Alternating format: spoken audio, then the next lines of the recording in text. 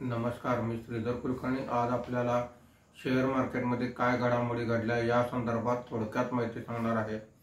आज आठवड्याच्या शेवटच्या कामकाजाच्या दिवशी सकाळी मार्केट सुरू झालं तेव्हा घसरण होती आणि शेवटच्या अर्ध्या तासामध्येच रिकव्हरी दिसून आलेली आहे। इतर वेळीच्या कामकाजामध्ये मार्केट ही खालीच होती। मार्केट संपताना सेन्सेक्स हा 53 पॉईंटने घसरून 79,996 वर बंद झालेला आहे। निफ्टी हा 22 पॉईंटने वाढून 24,324 वर बंद झालेला आहे। आजच्या कामकाजामध्ये BSE infra index 2.30%, BSE CPSE index 1.96%, oil and gas index 1.77% वर आहेत।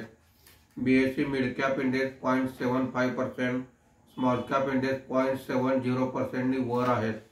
आजच्या कामकाजामध्ये निफ्टीमध्ये वाढलेले मुख्य शेअर्स पुढील प्रमाणे आहेत।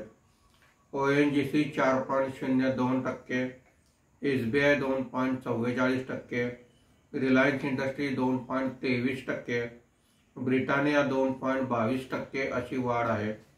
आणि निफ्टीमध्ये घसरलेले मुख्य शेअर्स पुढील प्रमाणे आहेत। HDFC bank 4.58%, Titan 2%, Tata steel 0.90%, Mahindra and Mahindra 0.76% अशी घसरण आहे।